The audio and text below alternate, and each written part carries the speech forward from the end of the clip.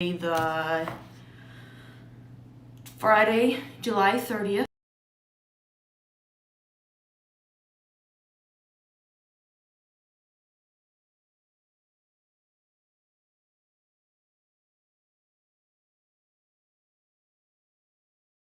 There's 30, 31, and 30, I think. I'm trying to think here. So today I did do a little bit of like poetry writing, which this book right here, this is my poetry book that I just love. So I've been working on the 3 poetry books that I really want to publish, and I'm trying to figure out like when I want to publish it, and I'm trying really hard.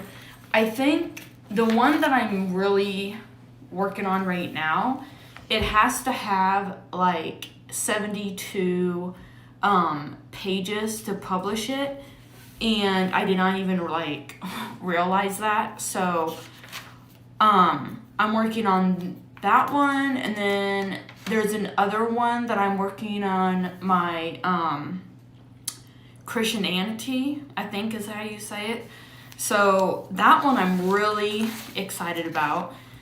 And then the third one is kind of like how, I guess I can tell you the title of it, but I'm just like, I'm really excited about these 3 particular books, and I've been having a lot of fun like doing poetry writing, and people that suffer from anxiety and depression, whatever they're dealing with, poetry can help them.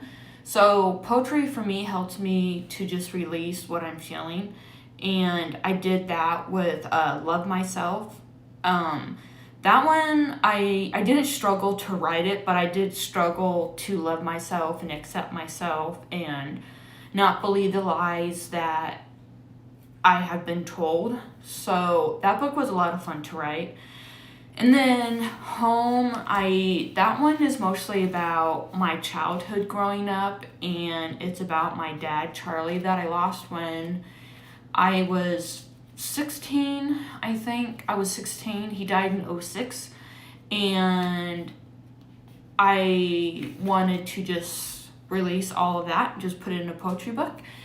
And I know there's a lot of people that go through losing a loved one, and we all grieve differently. So I guess in a way my grieving process is poetry writing, and also my like my novel writing.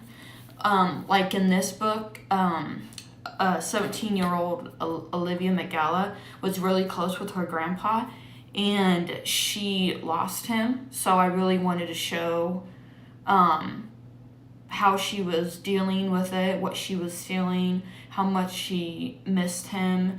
And I also wanted to show like how close they were. So when I did that, I was writing this book, and my character Grandpa Quinn was a inspiration from my dad Charlie. So when I was thinking of his character, I was like, I need some kind of like inspiration to try to get this character written. So anyways, I've been doing some poetry writing, and I have not been working on my middle grade book, which is kind of worrying me. I'm not running out of ideas. I'm just kind of like stuck on how to get to the next chapter or the next step. So, but hopefully I will get back into that really soon. So I am going to be reading chapter 33 and 32. So 33 is like 32 is like 6 pages, and then 33 is 7, I do believe. Okay, let me get a drink of water first here.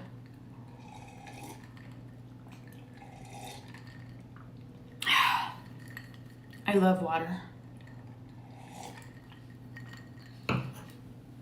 That's probably another reason why I get up a lot in the night and go to the bathroom. Okay, so chapter 32. Olivia sat on the couch and thought of Gina. Where is she? I hope she's okay. Hopefully, she will have more answers for me. A loud bang startled Olivia, then another bang. She ran to the door and opened it. It was Gina. Olivia saw the blood on her leg and covered her mouth. A sick feeling settled in the pit of her stomach. What happened to you? Olivia's dad asked. Olivia's mom ran into the bathroom by the garage door. She came back in, then opened the first aid kit. What happened to your leg? Why is it bleeding? Olivia asked. Inga caused a car crash, Gina explained. She made it go out of control. She grabbed Olivia's arm.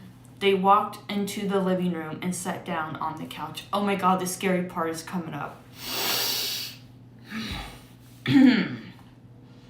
Olivia's parents waited in the kitchen.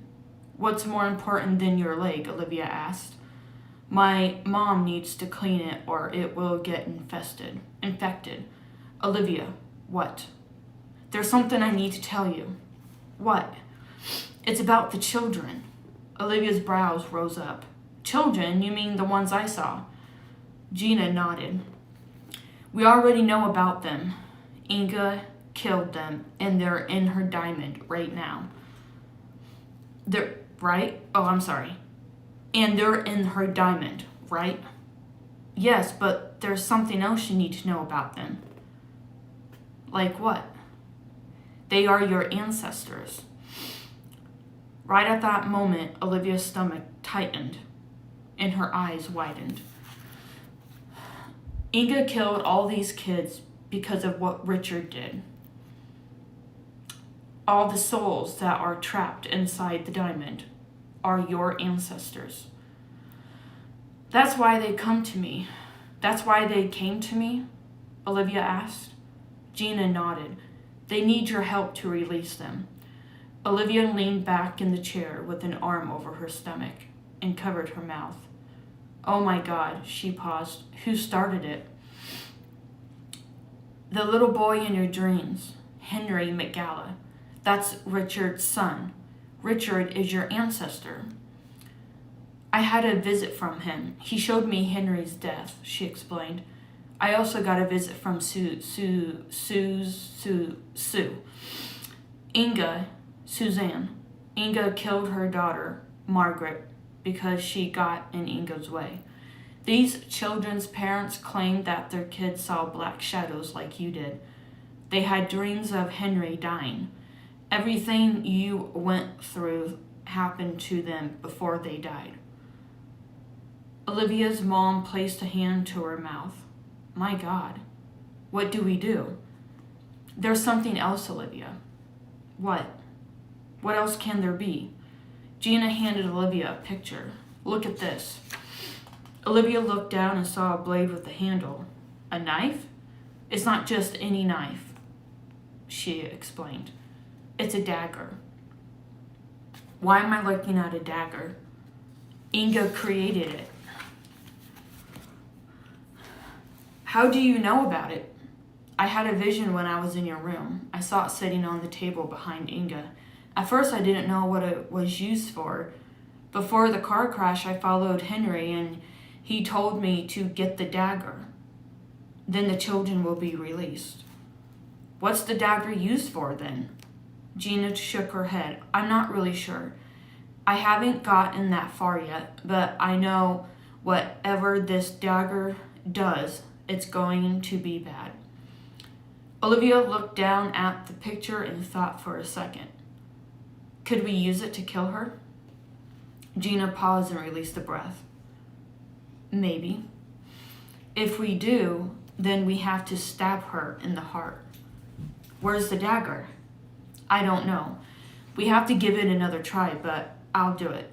No, it was my idea, and besides, I have to do it. I was the one that took the crystal stone in the first place. I must do it. Olivia, you won't survive it. I have to try, Gina. Who else will do it if I don't? You? She asked. I can't. I won't let you. I don't want you to. Promise me you won't. Olivia didn't make eye contact. How am I going to get the dagger and stab Inga in the chest? If the dagger is at Inga's house, then that's going to make it harder for me. Olivia, look at me, Gina urged. Olivia did. Promise me you won't. Before Olivia answered her, she noticed a dark spot on Gina's hand. A sick feeling hit the pit of her stomach. She gasped and placed both hands on her mouth. What happened to your hand? Gina shrugged like it was nothing. Inga did it. She's warning me to stay away. Olivia's mom, who'd been silent for a while, came into the kitchen with the first aid kit. She unwrapped the shirt from her leg, then treated the wound, then poured some peroxide on it and wrapped her leg with gauze and tape. After she was done with Gina's leg, she treated her hand. Hold the rag down on your hand. Gina gritted her teeth. Olivia's mom touched her hand with some peroxide. The blood sucked back into the wound, and the pentagram turned black. Olivia's eyes widened. She's never seen anything like that before. Gina's eyes closed as she sighed heavily. Oh my gosh, this is the scary part. A heaviness formed in the room, pressing against Olivia's chest, causing her to lose her breath. A low demonic sound rumbled right behind her ear. Too afraid to turn around, she looked over at Gina. Her eyes were open, but they had no color. They were a solid ebony. The back of her throat dried. The beating rhythm in her chest grew more rapid. Gina, Olivia's mom asked, are you okay? Gina smirked. Olivia's mom leaned back in the chair. Olivia shifted her gaze to the mirror hanging on the wall behind Gina. She did not see Gina's reflection. She saw Inga instead. Gina flew herself towards Olivia's mom and knocked her out of the chair. Both of them fell to the floor. Gina grabbed Olivia's mom by the throat. Gina, let go. Olivia tried to pry her fingers loose from her mom's throat. Gina hissed at Olivia and pushed her back so hard Olivia tumbled to the floor on both elbows and rear. She gazed up at Gina and realized she was too strong for her to fight with. Olivia's dad dropped the gun, wrapped his arms around Gina's neck, and pulled her back. Even the strength of her own dad couldn't pull her off. Gina pushed him back. His body flew over the top of the couch and landed on the floor. Olivia had to take a risk and ran into the living room and seized the Bible off the table. Olivia's dad picked the shotgun up and pumped it, but it didn't work. The gun was jammed. Something was keeping it from shooting. Daddy, move, Olivia yelled. He stood back out of the way. Olivia placed the Bible right in the middle of Gina's back and pressed down hard. Gina tipped her head back and screamed in pain. It echoed throughout the house. The lights in all the rooms flickered nonstop. The curtains flapped back and forth. Towards the end of the scream, it sounded evil and demonic.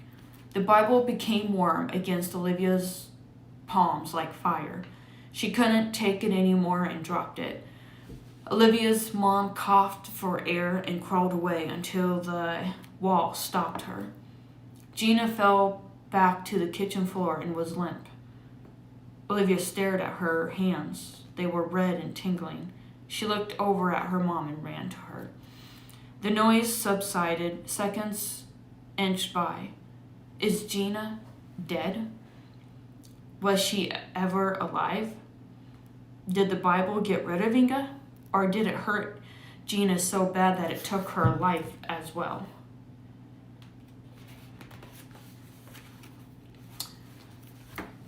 I gotta get you.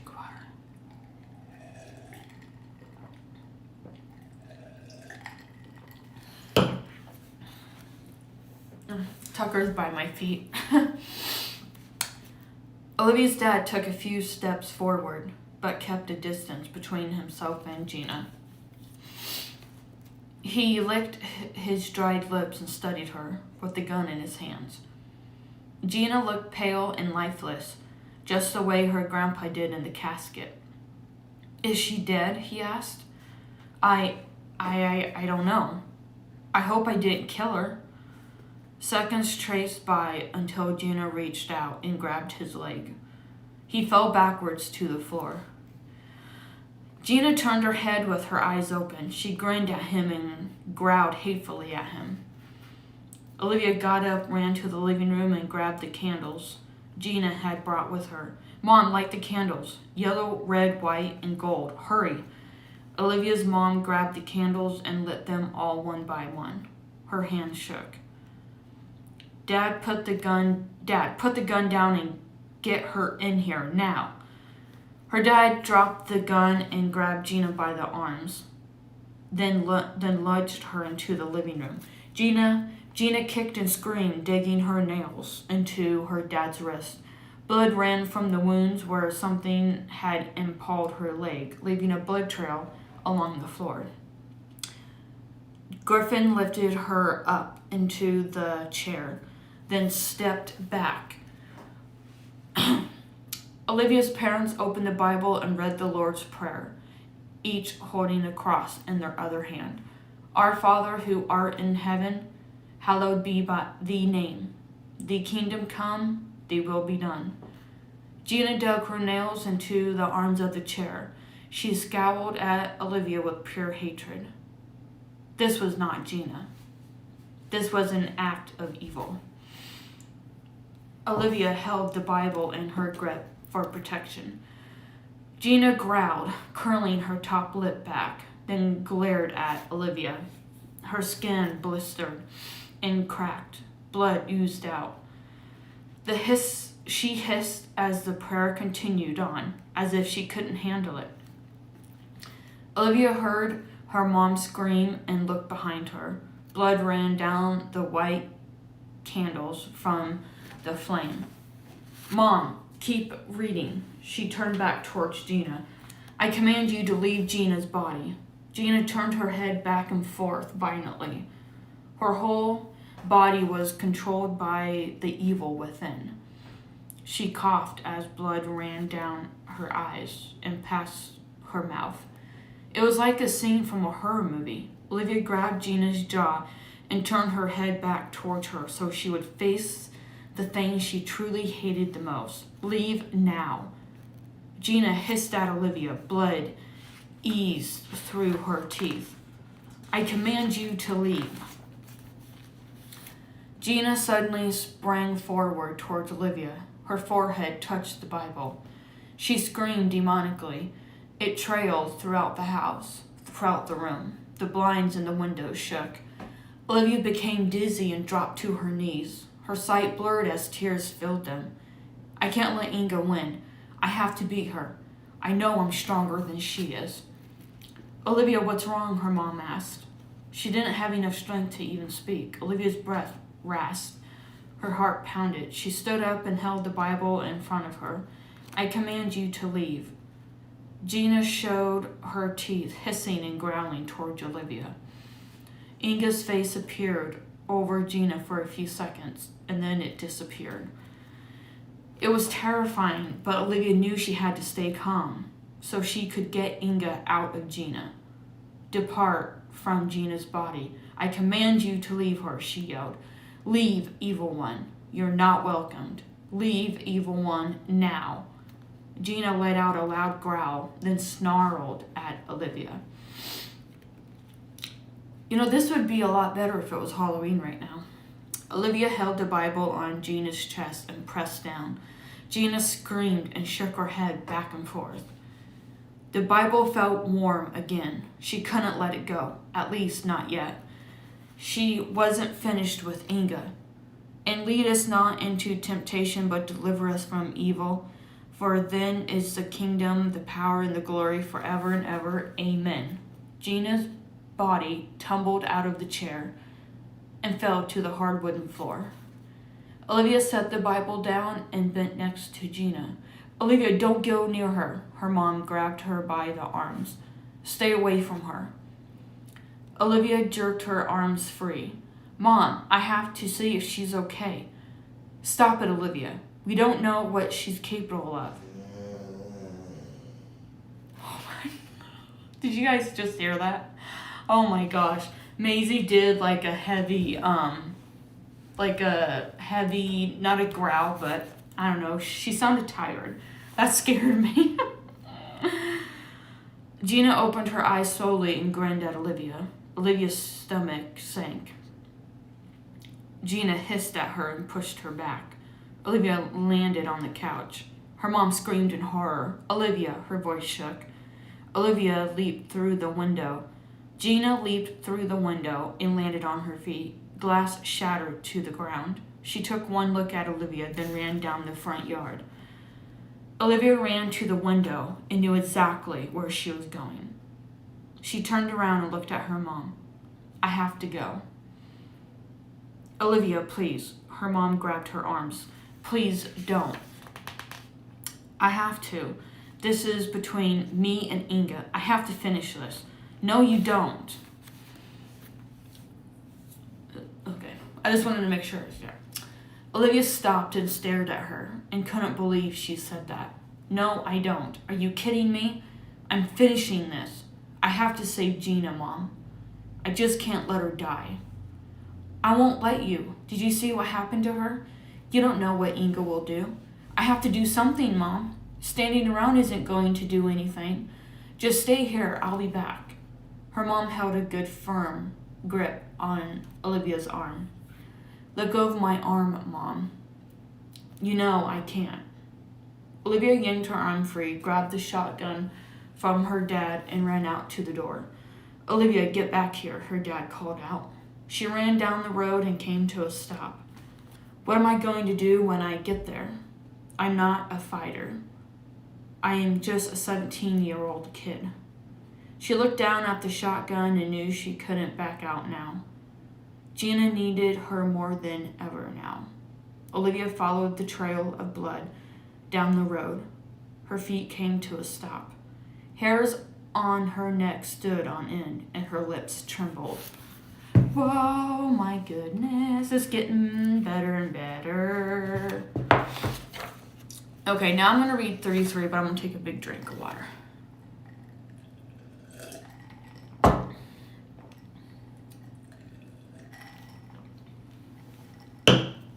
My mouth gets so much dry. It's so dry. Okay. I'm excited for this next part here. But we still have 2 more chapters to do, which I'll be reading that tomorrow. But I really don't know when I will be, like what time I'll read that tomorrow. So, but, okay. Anyways, here is chapter 33. There it is, a small open trail, just the way I saw it last. Olivia pressed her lips together and released a breath. She passed through the tall weeds and bushes. Everything still looked the same, except for a trail of blood Gina had left behind. Olivia made her way down the path. When she got to the end of the path, she stopped, gripping the gun more. Inga's house sat in the middle of the clearing. Olivia saw Gina enter the house with the dark forces behind her. Oh no, this isn't good. I was afraid this would happen. After the door had closed, she ran to the side of the house and stayed low. What should I do now? I can't fight all the dark forces and Gina too. Olivia licked her lips and eased her breathing. Master. What, Mark? Inga snarled. Something doesn't feel right, Master, he said. I smell flesh and bones.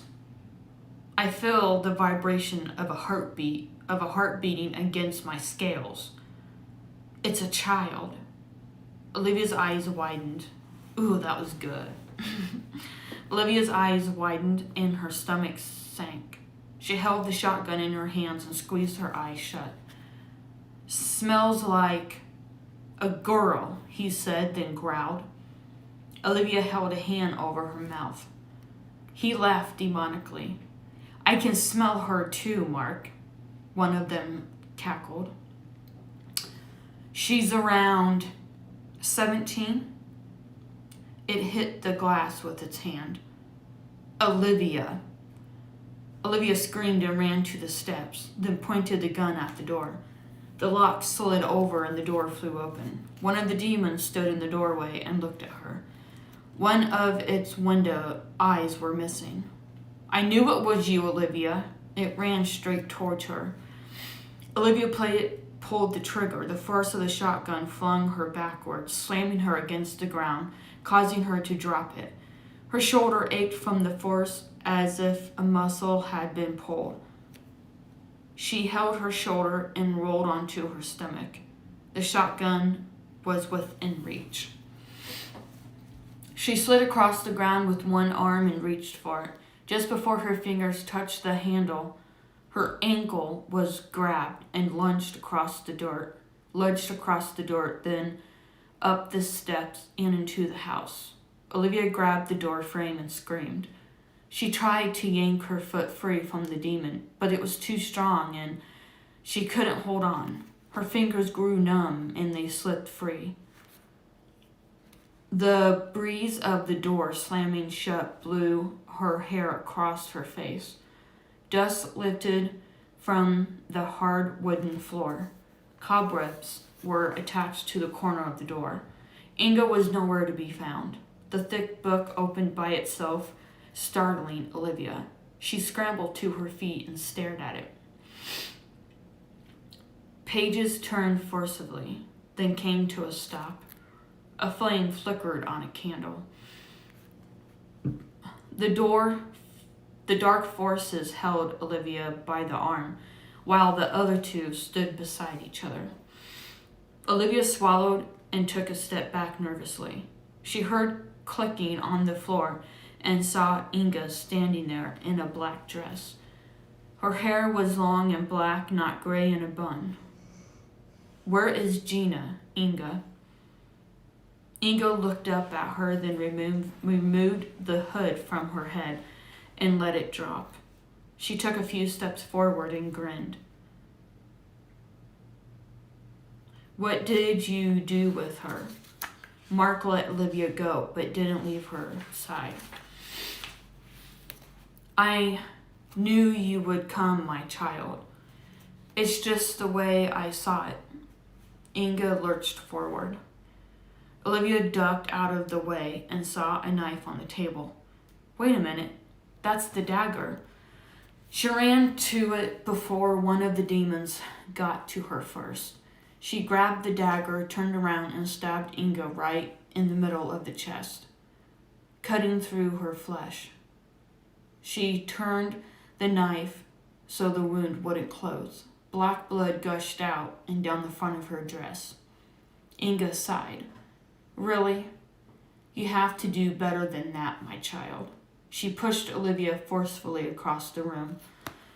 Olivia hit a shelf, breaking it to pieces, and fell to the hard wooden floor on her stomach. She gasped for air, clutching at her chest. Inga's heels came closer. She reached down, grasped Olivia's throat, and lifted her from the floor. Both of her eyes glowed.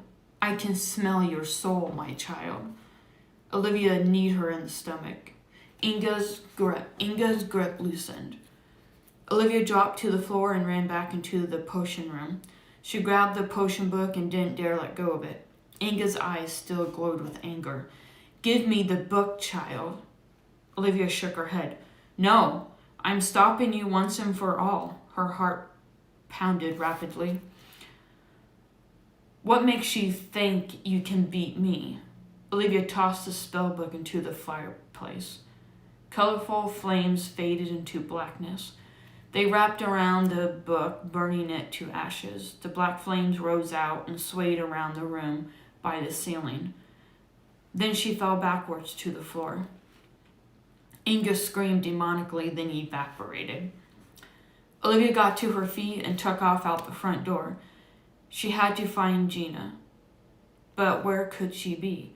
She came to a dead stop. Inga stood in front of her. You may have burned my book, but you don't have what it takes to bring me down, my child. The black shadows crawled along the ceiling toward her, then dropped down to the floor around Olivia and blocked her in like a hunter closing in on its prey. A demon appeared, grabbed her by the forearm, and pulled her towards another room. Olivia screamed and yelled, pulling her arm from the demon's grip, but it was no use.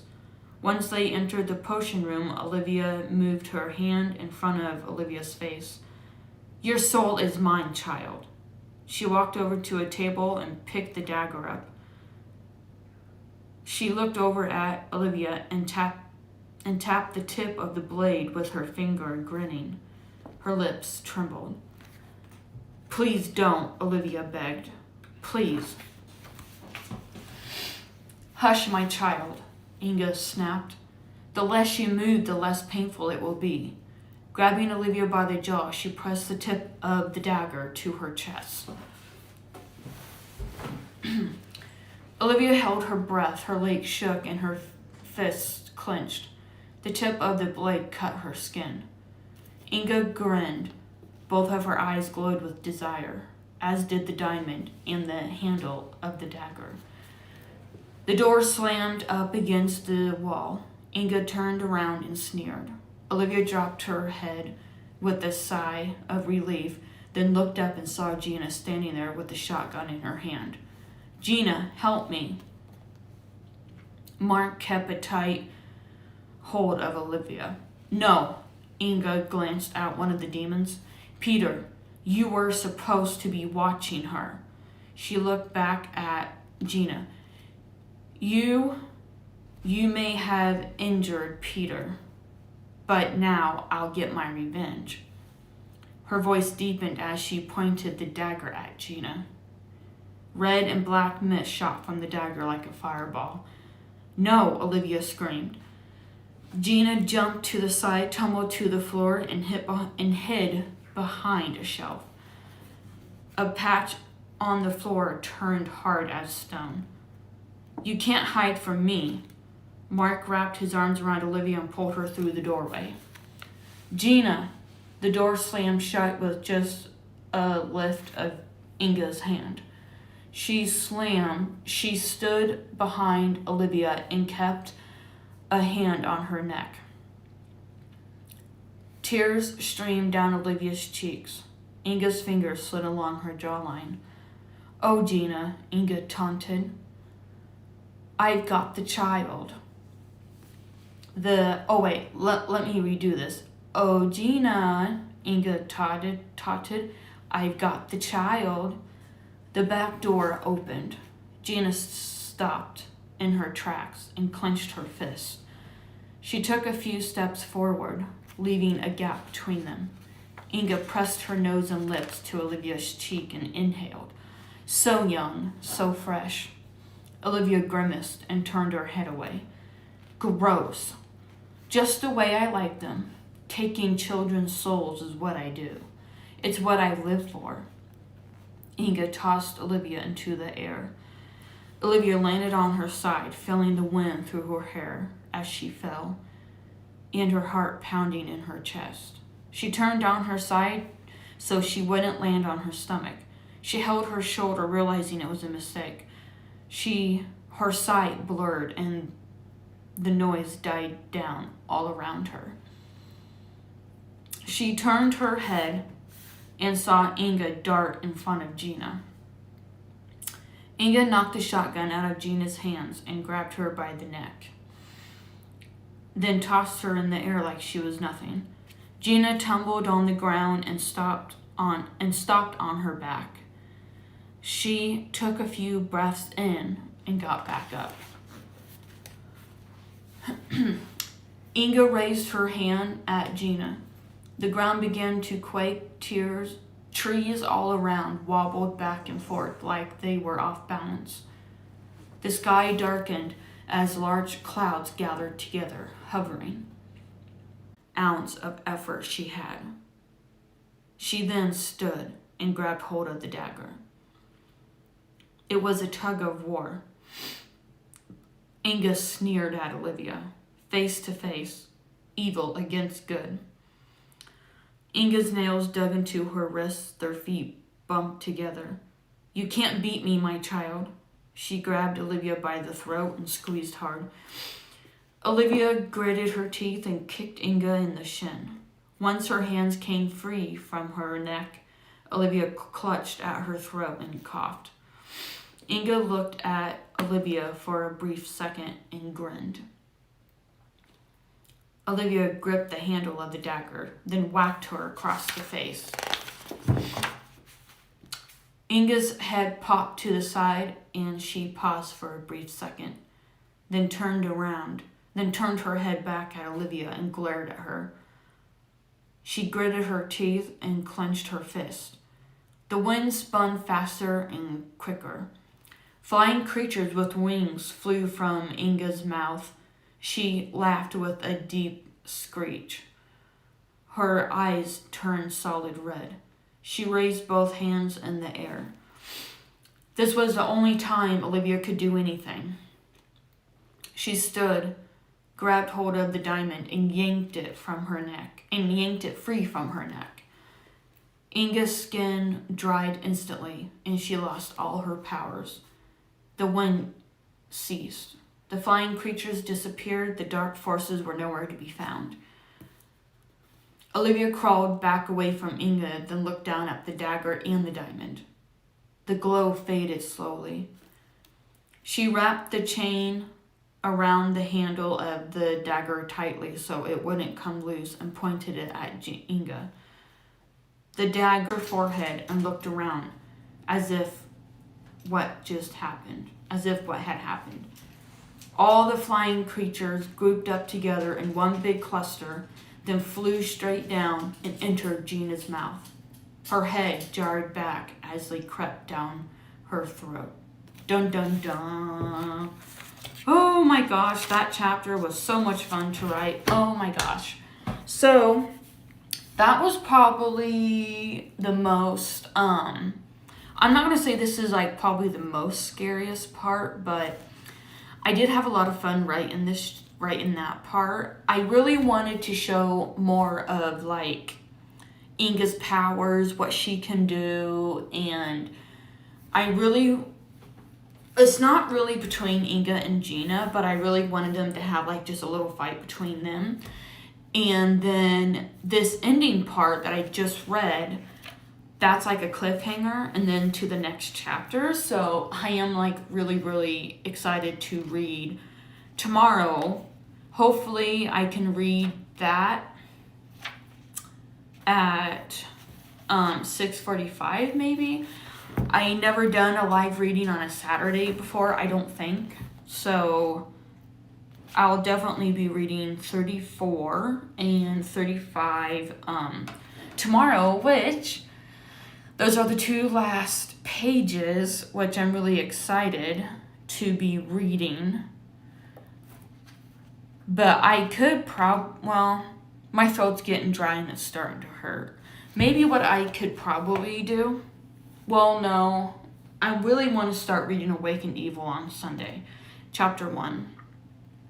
So I think what I'll do is just stick with what I have now. I'll just read. Tomorrow I will read chapters 34 and 35, which that's the end. And I do have April